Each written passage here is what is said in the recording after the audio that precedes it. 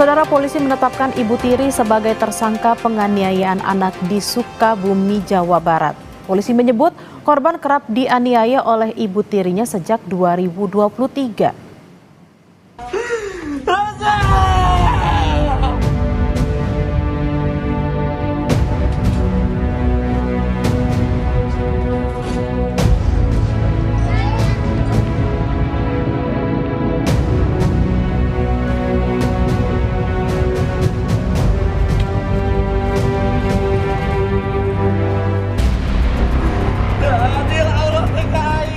Kasus penganiayaan Ibu Tiri terhadap seorang anak hingga meninggal dunia memasuki babak baru. Polisi menetapkan sang Ibu Tiri sebagai tersangka penganiayaan. Polisi mengungkap kekerasan terhadap korban dilakukan sejak tahun 2023. Pada 2024 tersangka sempat dilaporkan dengan kasus yang sama, namun saat itu diselesaikan secara kekeluargaan. Namun polisi masih mengusut motif kekerasan itu. Selain menetapkan Ibu Tiri sebagai tersangka, polisi juga akan memeriksa ayah kandung korban terkait laporan dugaan pembiaran dan penelantaran korban. Dari Polres Sukabumi, Satreskrim sudah menetapkan tersangka, saudari TR yang merupakan Ibu Tiri. Seperti di tanggal 4 November 2024 itu pernah ada juga laporan, namun laporan itu sudah kita proses dan ada perdamaian, dan itu tentunya akan kita dalami lagi, akan kita tindak lanjuti. Dan sebelumnya hasil dari keterangan korban NS pada saat di LP yang 2023 juga mengalami kekerasan yang sama. Kejaksaan Negeri Sukabumi juga menerima surat pemberitahuan dimulainya penyidikan SPDP kasus kematian remaja usia 13 tahun yang diduga dianiaya Ibu Tiri.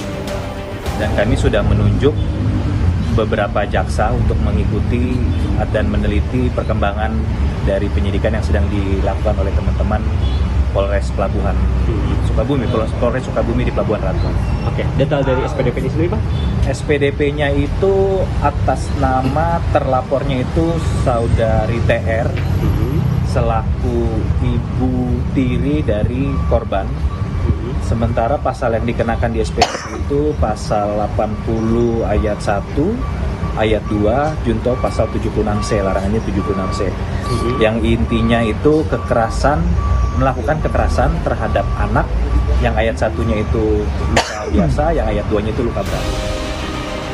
Sebelumnya, Lisnawati, ibu kandung korban, melaporkan mantan suaminya yang juga ayah kandung korban ke Polres Sukabumi. Dasar pelaporan adanya unsur pembiaran, kelalaian, dan penelantaran terhadap almarhum. Ibu kandung korban mengaku sudah 4 tahun tidak bertemu korban karena dihalang-halangi mantan suaminya. Komunikasi 4 tahun yang lalu nggak ada komunikasi sama sekali. Nggak sama komunikasi sama sekali. Alasannya apa katanya, Bu? Alasannya emang dibatas-batasi sama ayah. Namun, Amran, kakak TNI sang Ibu Tiri, menyangkal tudingan adanya penganiayaan terhadap korban. Menurut Amran, korban tak mungkin mau pulang ke rumah jika ibu tirinya kejam. Amran menyebut adiknya justru kerap memberikan perhatian layaknya ibu kandung kepada korban.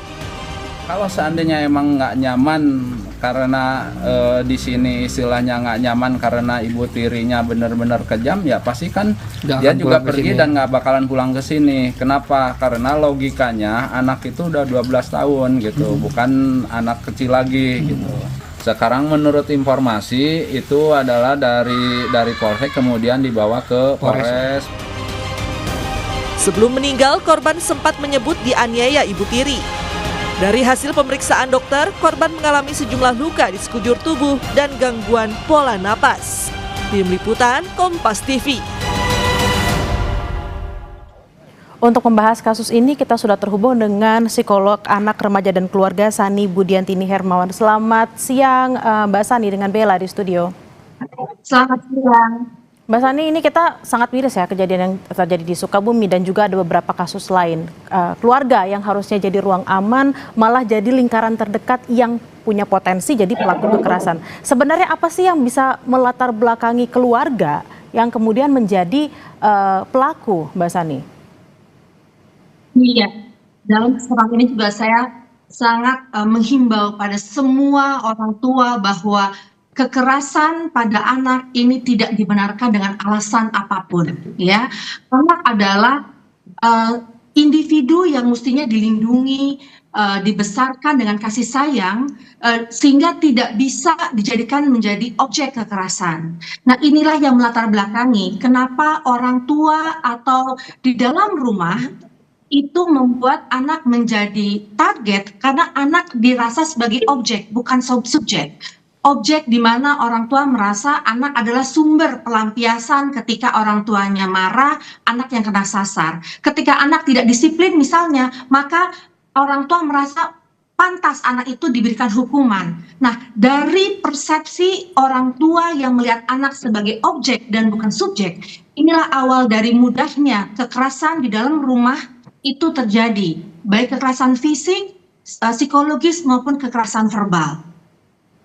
Mbak Sani, lalu sebenarnya faktor apa yang paling sering menjadi pemicu? Apakah ekonomi atau mungkin ada semacam semacam dia punya sejarah masa lalunya yang juga pernah mengalami hal yang sama? Maaf, ini putus-putus tadi bagaimana? Apakah memang faktor ekonomi bisa menjadi pemicu utama, Mbak Sani? Iya, pemicunya bisa jadi ada beberapa faktor begitu ya menurut saya. Karena kan kalau kita lihat salah satu orang tua yang tidak bisa mengontrol emosi itu biasanya akan melampiaskan kekesalan itu terhadap orang di sekitarnya. Nah, orang yang paling mudah dilampiaskan, yang dianggap paling rentan adalah kan misalnya anak. Dan anak dalam hal ini juga merasa orang tua punya otoritas terhadap dirinya. Sehingga anak bisa saja diam saja, dia tidak bisa lari, bahkan ketakutan tanpa dia tahu bagaimana cara keluar dari permasalahan ini. Dan orang tua yang kepribadiannya seperti ini sangat membahayakan anaknya atau anak sambungnya misalnya atau anak kecil di sekitarnya misalnya. Jadi ada multifaktor, salah satunya adalah ketidakmampuan kontrol emosi, juga ada kepribadian yang sifatnya sadistis. Memang suka menyakiti orang lain, seperti juga misalnya menyakiti binatang, tidak peduli dengan orang, tidak berempati, ya tadi bahkan senang kalau misalnya emosinya sudah tersalur dengan cara menyakiti orang lain. Ini kan kadang korban juga mungkin nggak berani untuk melapor karena pelakunya masih keluarga. Lalu apa yang harus dilakukan? Terutama misalnya kalau di Sukabumi kan warga sekitar sudah bilang tuh kalau sebenarnya sudah ada tanda-tandanya. Nah, bagaimana warga sekitar bisa membantu korban tapi tidak juga masuk ke dalam ranah privatnya, Mbak Sani? Iya.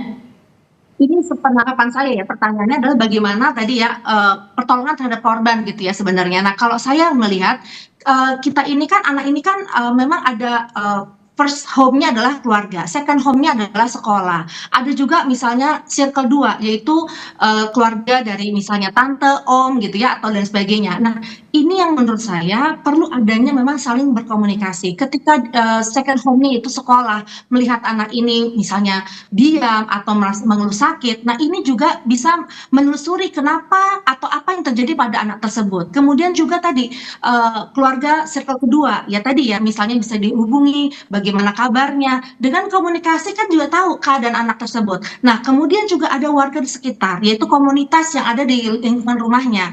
Bisa saja tetangga atau RT RW yang tahu keadaan ini atau mendengar berita ini bisa menelusuri. Jadi di sini juga perlu yang namanya social responsibility, di mana akhirnya bisa terantisipasi anak-anak yang tidak lagi jadi korban kekerasan dalam rumah tangga. Karena KDRT ini masih banyak dan marak di sekitar kita, dan ini menjadi darurat kekerasan pada anak. Mbak Sani, terkadang kan memang ada juga mungkin keluarga atau kerabat atau mungkin tetangga yang tidak berani untuk ikut campur lebih jauh. Mungkin ada penonton Kompas TV juga yang sedang mengalami hal yang sama. Dia tahu ada anak yang menjadi korban. Apa yang lebih dulu harus dilakukan agar tidak terjadi lagi nih kasus-kasus anak sampai meninggal dunia karena kekerasan oleh orang terdekatnya?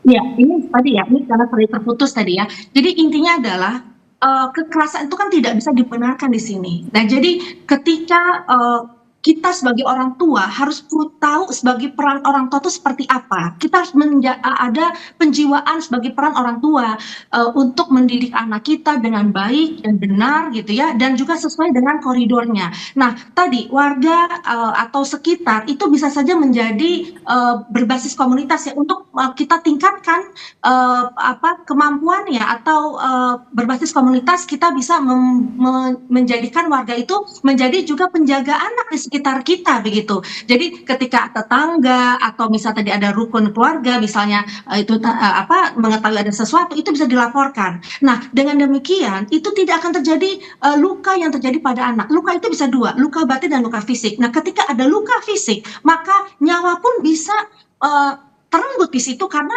kita tidak tahu batasan kesadisan perilaku dari orang dewasa itu sebatas mana. Karena ketika anak tidak ada perlindungan, tahu anak ini tidak melawan, tahu anak ini cuma sebatang kara, artinya tidak ada orang yang mengetahui keadaannya, maka kesadisan perilaku itu menjadi unlimited.